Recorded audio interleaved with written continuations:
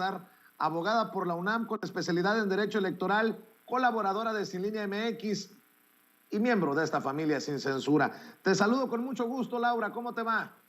Bien, Vicente, feliz tarde, feliz mediodía más bien. Saludos también a Toño, que trae escenario diferente. Saludos a todos en el chat, que están bien contentos todos aquí saludando y riéndose de Alito Moreno, que yo creo que entre más grita, cree que es más verídico lo que dice, pero pobrecito sujeto, está perdido en el espacio. Así es, y así quiere ser presidente de México, en fin. Y también saludo a nuestra querida Alina Duarte, nuestra corresponsal Alina Duarte. ¿Dónde andas, Alina? Te saludo con mucho gusto. Hola, ¿qué tal, Vicente, Toño, licenciada, la comadre? Andamos aquí en Xochimilco, andamos en el bosque, en una parte del bosque de San Luis Tlaxcaltemalco. En la mañana me invitaron a participar en unos talleres con gente que se dedica a estar en contacto con productores de todo tipo aquí en Xochimilco, Milpalta, Tláhuac, también con brigadistas que defienden los territorios aquí. Entonces estuve echando chismecito aquí en la mañana, dando unos talleres y pues me quedé aquí en el bosquecito, ¿por qué no?, para hacer esta transmisión. Bueno, pues déjenme iniciar con los temas. Mientras Alito Moreno le reclama al presidente por exhibir al PRI, le pide que se modere, que se calme, que no se meta con el priismo. Bueno, mientras Alito Moreno tiene esa idea de país de la que se ríen muchos, pues la gente sigue entregando firmas para el proceso de revocación, y este también es un mensaje para Lorenzo Córdoba y para todos en la oposición. Ya se entregaron más firmas para la consulta de revocación de mandato y en estricto sentido ya se consiguieron, todo parece indicar, las necesarias para que se lleve a cabo en abril. Ahora todavía falta que sean avaladas por el INE. Este es el anuncio precisamente que hace esta organización que presenta muchas de estas firmas, la organización Que Siga la Democracia. Así se anuncia.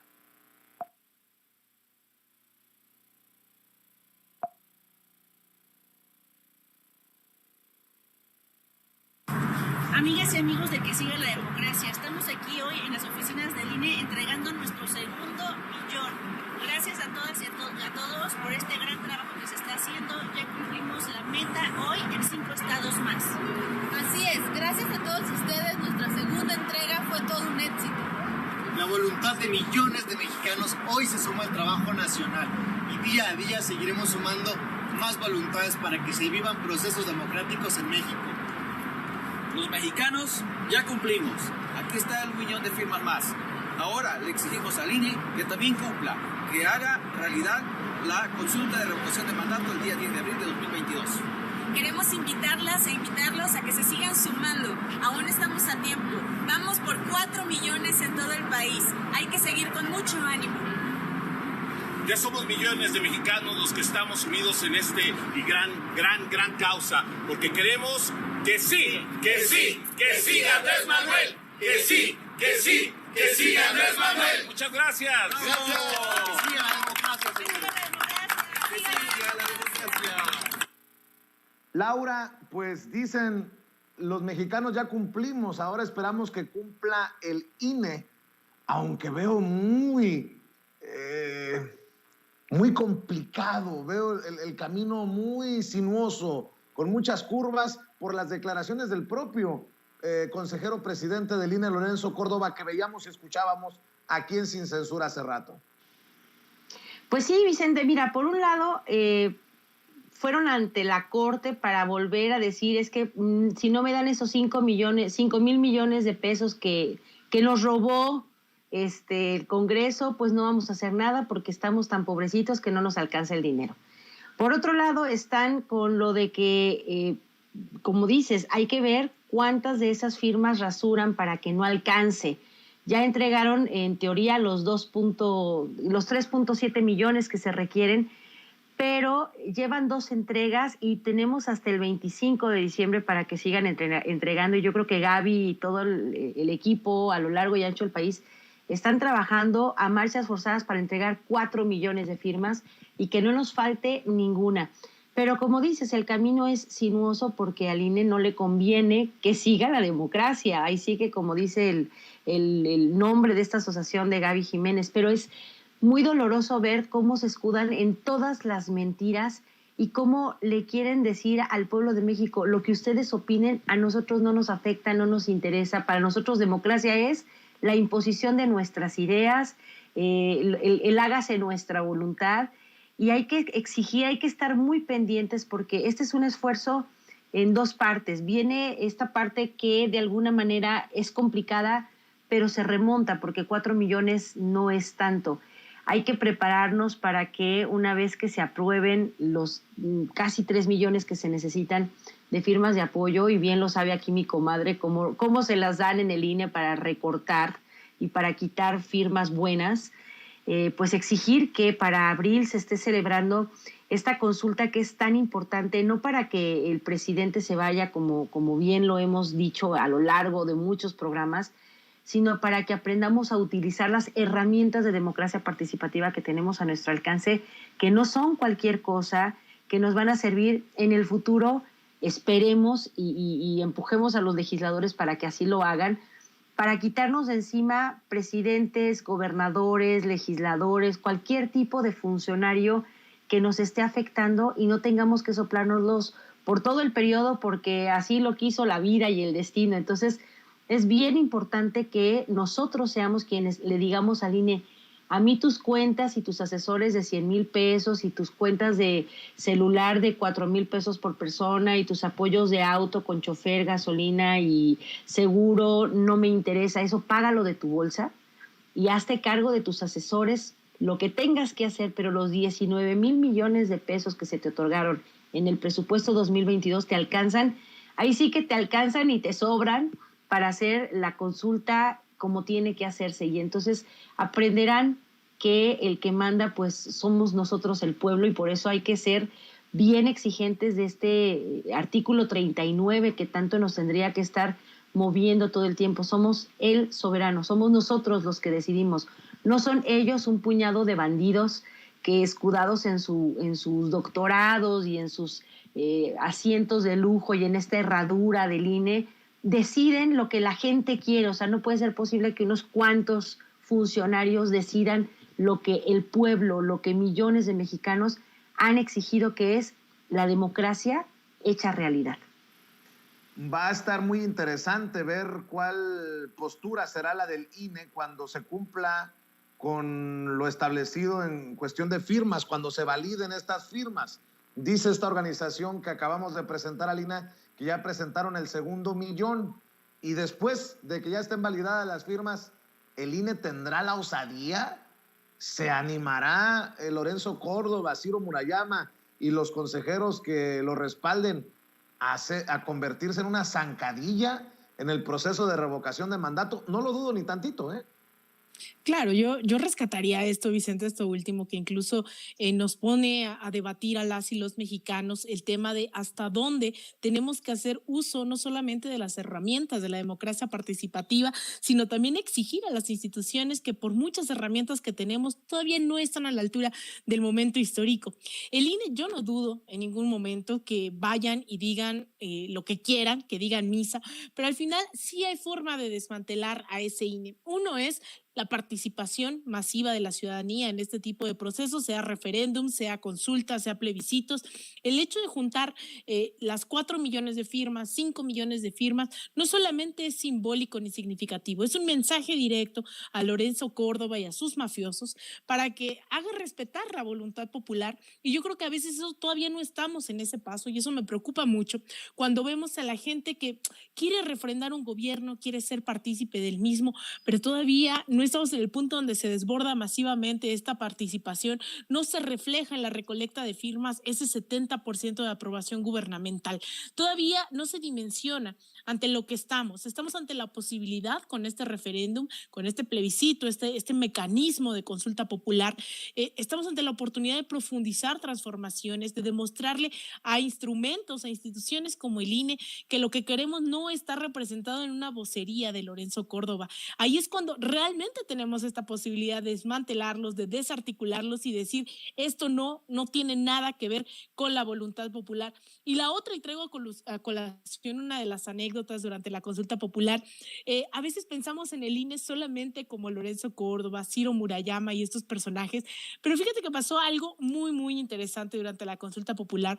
Al momento de ir y corroborar que fuesen las firmas suficientes, que se fuera, que contaran y que no nos robaran alguna de estas firmas para la consulta popular del juicio, llamado juicio expresidente, también había gente ahí que contaba las firmas que también había firmado, que también quiere justicia. A esa gente que también está trabajando en el INE, no todo es Lorenzo Córdoba, y hay gente que también yo creo que son guardianes de la voluntad popular, y no hay que dejarlos pasar desapercibidos. Que diga misa el INE, pero yo creo que este es el momento a quienes nos están viendo nuevamente de hacer ese llamado, de participar, sea en movilizaciones, sea en consultas populares, sea en referéndum, sea firmando, sea votando, en cada una de las herramientas que tenemos a nuestro alcance, porque no hay de otra, ¿no? Podemos ir y tomar las instalaciones del INE, pero también creo que se vale que de forma masiva les pongamos un alto y que quien no haya firmado vaya y lo haga ahora mismo.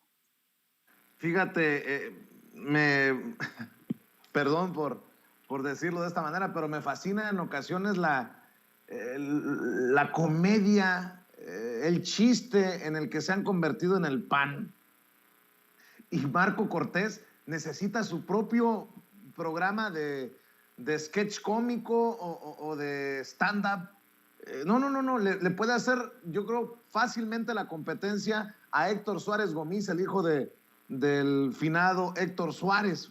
Miren nada más, hoy dialoga el PAN como oposición con el secretario de Gobernación, Adán Augusto López, y dice, dialogar no es una concesión, sino una obligación de quien gobierna. Vamos a un diálogo respetuoso, franco y claro para escuchar y ser escuchados. Los mexicanos exigen resultados y con la participación de todos podemos lograrlo. El diálogo no cambiará nuestra posición como oposición. Seguiremos con pasión y firmeza señalando todo aquello que es incorrecto. Ya no sigo leyendo porque es chiste después de escuchar a personajes de ese PAN, de Marco Cortés, llamar al presidente dictador, autócrata. O sea, a ver, que alguien me explique, pues, mi querida Laura, dame tu opinión acerca de este diálogo que que pide primero Santiago Krill, el coordinador de los diputados del PAN, que le concede el presidente a través del secretario de Gobernación, pero me llama mucho la atención cómo en el PAN no entienden, están sin brújula, sin rumbo. Dialogar no es una concesión, sino una obligación de quien gobierna. Pero pues no sé si están muy abiertos al diálogo que digamos ellos en el PAN, querida Laura.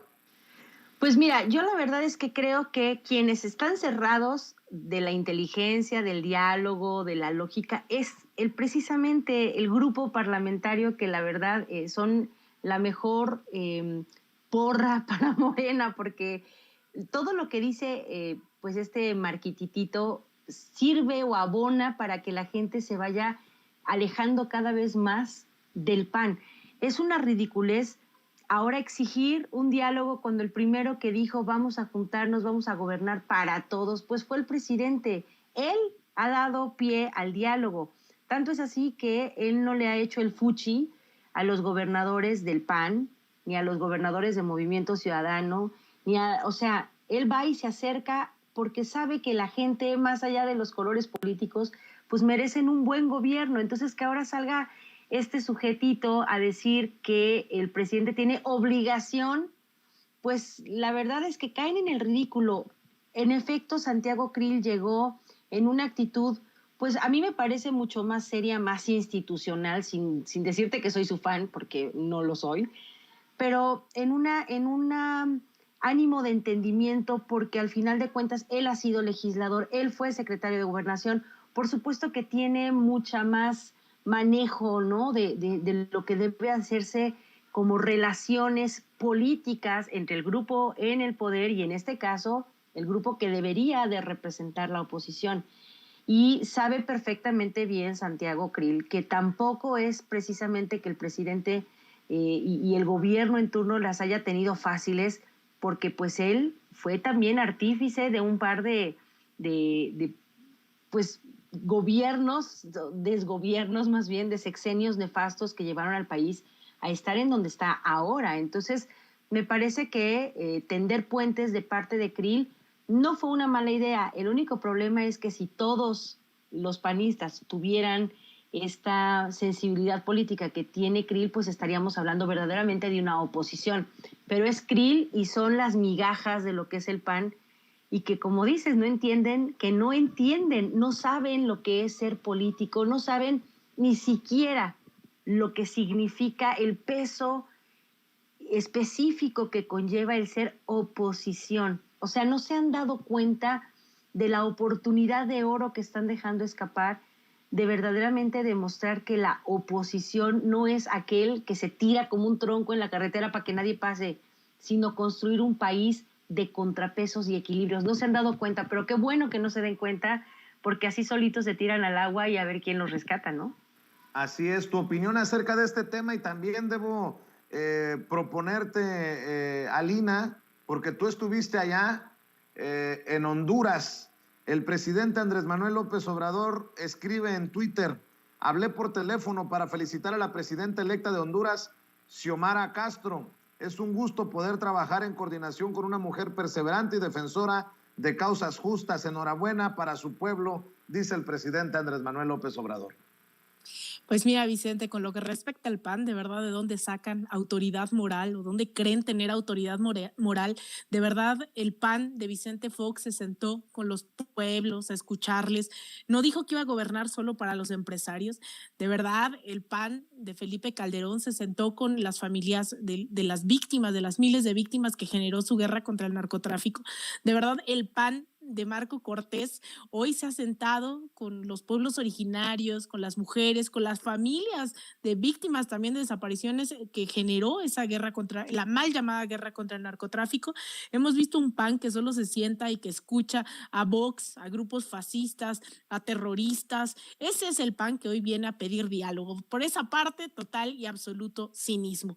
Y por la parte del gobierno de Honduras, yo la verdad es que yo esperaría que al menos más medios hubiesen estado también ahí en Honduras. Estuvimos reportando aquí en Sin Censura las elecciones, pudimos hablar con el expresidente Manuel Zelaya, que fue víctima de un golpe de Estado y cuya esposa es justamente Xiomara Castro, una mujer que también ha estado ahí en primera fila en la lucha durante muchísimos años y que hoy gana con más del 50% del respaldo de la población. Hubiese esperado que esto hubiese generado muchas más reacciones en México, pensando en que uno de los temas más importantes para la administración mexicana con lo que respecta regionalmente, no solo con Centroamérica, sino con Estados Unidos, es el tema de la migración. Es un tema bastante sensible, que bueno, ahora vemos a la caravana migrante llegando ya a la Ciudad de México y también al gobierno de la Ciudad de México, no solamente los altercados que hubieron anoche que impedían el paso en algún momento a la caravana, sino también, pues por otro lado, la instalación de un albergue en donde puedan llegar, que cuenta, lo anunció el secretario de Gobierno Martí Batres de la Ciudad de México, donde puedan llegar, dormir, también hay regaderas y demás, ¿no? Es un tema bastante complejo, pero que el tema de Honduras y las elecciones presidenciales tenían que ver directamente con estas alianzas regionales que se pudieran dar para mitigar el tema de la migración, de la expulsión forzada de los habitantes. Yo celebro que haya una buena relación. Yo creo que nuevamente muchos de la derecha le estaban apostando a que hubiese conflictos, como le apuestan a que haya conflictos regionalmente y que Andrés Manuel se pelee con medio mundo. Bueno, en el caso de Honduras, afortunadamente llega una mujer que, insisto, ha sido bastante combativa, que habrá que ver también hasta dónde va a tener limitaciones o no, dado que llega con una alianza con la centro derecha, no es un gobierno netamente progresista, sin embargo encontraron muchos puntos de coincidencia, le dice en ellos para lograr sacar del gobierno al Partido Nacional, al partido de Juan Orlando Hernández, cuyo hermano, lo hemos dicho muchas veces aquí, está preso en Estados Unidos por alianzas con el narcotráfico, específicamente con el Chapo Guzmán, y que difícilmente creeríamos que el presidente no tenía conocimiento de eso. Así que enhorabuena, yo espero que la alianza con el gobierno hondureño se fortalezca. Hay una campaña increíble desde hace mucho tiempo en contra de Xiomara Castro, pero también ahora que ha ganado la presidencia por parte de medios corporativos, de la derecha, tanto hondureña como centroamericana y regional. Así que bueno, habrá que fortalecer esa alianza en aras de una mejor convivencia, pero también del desarrollo de nuestros pueblos. Así es, y bueno, pues sigo con temas porque hay bastante información para iniciar la semana laboral. Malas noticias para la oposición también, hay que decirlo, Laura. Con esta decisión de un juez, negó suspender el acuerdo del presidente Andrés Manuel López Obrador para blindar las obras emblemáticas de la Cuarta Transformación. Ahora sí que son muy malas noticias para la oposición moralmente derrotada con esta decisión del juez que se niega a suspender el acuerdo del presidente López Obrador que establece a las obras de infraestructura como de seguridad nacional, luego de que se interpusiera un amparo en Querétaro, en un estado, por cierto, muy panista. Híjole, la verdad es que empiezan a acomodarse. ¿Te acuerdas del jueguito aquel que se llama Tetris, no? Y que a veces te caían todos los cuadraditos, todos volteados y para todo lado y no te dejan avanzar. Y me parece que esto es lo que había sucedido al principio del sexenio. Justamente, pues la misión del señor Tache y pues de todos sus ayudantes, ¿no? María Amparo Casar y Aguayo en la parte, digamos que técnica, y en la parte de jurídica, pues Cosío y hasta Calderón, porque se nota en los tweets de Calderón cómo es que él estuvo ahí apoyando, justamente impulsando esta clase de amparos. Ya es el tiempo, Vicente, y me parece que más allá de que sea un estado panista o priista o donde sea, llega un punto en que el Poder Judicial ya no puede seguir tapando el sol con un dedo, y esto es magnífico. Primero, porque así el presidente lo dijo hoy en la mañana y casi brinco de felicidad. No lo hice porque me estaba bañando y si no me iba a matar, pero cuando dijo, es que cómo insisten en que fue un decretazo, así lo dicen los periódicos, el decretazo no fue un decreto, fue un acuerdo administrativo para agilizar justamente este entendimiento entre las diferentes instancias. No hay opacidad, y el que tenga ganas de preguntar, que pregunten, les van a responder, pero ya no hay motivo para seguir admitiendo a trámite amparo tras amparo tras amparo que pone en suspensión la consecución de las obras. Y esto también, y me parece que de alguna manera hay que hacerlo notar, cada amparo cuesta. No le cuesta al que lo interpone, porque interponer un amparo es gratuito, y si tienes un abogado que es tu compa, pues no te va a cobrar por interponer el amparo. Le cuesta a la nación la resolución de cada uno de estos instrumentos de justicia. Entonces, cada uno de los 150 y pico mil amparos que han metido le cuesta a la nación no solamente en lo económico, es que también en el tiempo. Y esa es la parte que el presidente ha querido blindar por fin, que ya no se permita, porque a través de este acuerdo todas las etapas del procedimiento administrativo quedan completamente liberadas. Y por otro lado, me parece súper adecuado que este juez haya dicho, a ver, no se suspende. ¿Por qué? Porque, mira, aquí hice unas pequeñas notitas. El amparo se interpuso por supuestamente la violación de 4 artículos constitucionales. El primero, que es el artículo que se refiere a los derechos humanos en general. El segundo, que es el artículo 6º, que es el del derecho a la información. Ellos están alegando que con el decretazo no se va a tener acceso a la información, cuando es un acuerdo administrativo y los datos están ahí para el que los quiera consultar en cualquier momento. El tercer artículo que supuestamente se viola, y es aquí donde el juez va a tener que, pues ahí sí que estudiar de fondo, dice, artículo 25, es el relativo a la Rectoría del Estado en materias de desarrollo nacional, integral y sustentable, así como de la soberanía, la competitividad, el fomento al crecimiento económico y al empleo, una justa distribución del ingreso y la riqueza, la estabilidad de las finanzas públicas, la regulación de las actividades que demanda el interés general, atendiendo al marco de libertades que asegura la Constitución. y el 73 que dice que es el que se refiere a las facultades exclusivas del Congreso. Entonces, estos 4 artículos constitucionales que supuestamente se violan en perjuicio del amparista, pues en realidad los 4 no tienen, no se nota que haya una verdadera intervención del Estado para molestar a la gente, ni en sus derechos humanos, ni en su derecho a la información, ni de la Rectoría del Estado, ni de las facultades del Congreso. Entonces, uno de los tuits de Calderón decía que el decretazo invade funciones legislativas, y mi recomendación más seria es: todo lo que diga Borolas, interprétenlo a la inversa. Aquí no hay manera de demostrar que el presidente está, primero, invadiendo funciones, segunda, que con su acuerdo pues se oculte la información, tercera, que se viole el derecho humano de ninguno, y en cuarto, y que es lo más importante, la facultad del Estado justamente se dirige a cuidar, a procurar todas las tareas que el Estado lleve a cabo para asegurar la soberanía tanto alimentaria como de desarrollo, como eléctrica, como en el plano que tú quieras. Y sobre todo cuando se refiere a la mejor distribución de los bienes de la nación. Entonces, pues al juez le va a quedar muy sencillo dar una respuesta de fondo diciendo y explicando cada uno de estos supuestas violaciones, pero ya son los últimos reductos que la oposición tiene, porque incluso ni siquiera lograron en el Senado el capricho de exigir que se presentaran como perjudicados a través justamente de la emisión de este acuerdo, y por eso pues la insultiza de allá, de la paisana Lili Téllez, ¿verdad?, con sus bajezas, tratando de causar un escenario de caos, queriendo ver que todo está mal.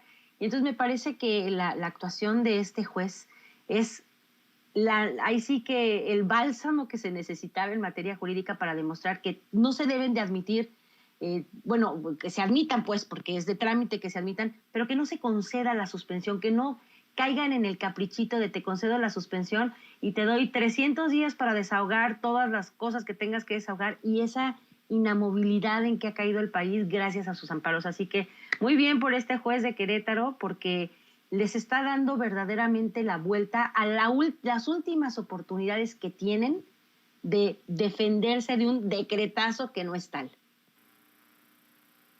No me quiero imaginar el berrinche de Lili Téllez, de Kenia López Rabadán, de Yulia Rementería, querida Alina Duarte, pero bueno, así las cosas. Claro, bueno, yo no tengo mucho que opinar después de esto, que no fue un comentario, fue una clase magistral de Derecho Administrativo por parte de la comadre y de uso faccioso de los medios de comunicación. Yo creo que después de toda esta explicación es difícil ahondar más en ello.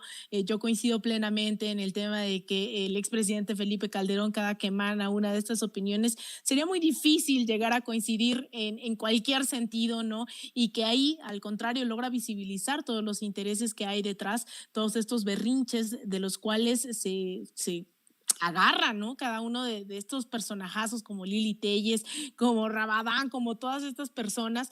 Lo que sí es verdad es que nuevamente hay que tener sobre la mesa y de manera permanente que una vez que se lleven a cabo todas estas obras de infraestructura, no hay que quitarles el ojo, porque yo creo que a veces minimizamos también que esta parte de la burocracia, esta parte del uso indebido también de las obras, de los recursos, todavía no estamos ahí, ¿no? Y el presidente Andrés Manuel ha sido muy claro cuando habla de que estamos en un proceso de transformación, y que también me llamaba mucho la atención en el caso de Honduras, tenían claro que iba a ser un gobierno de transición, ahora que hablábamos de Honduras.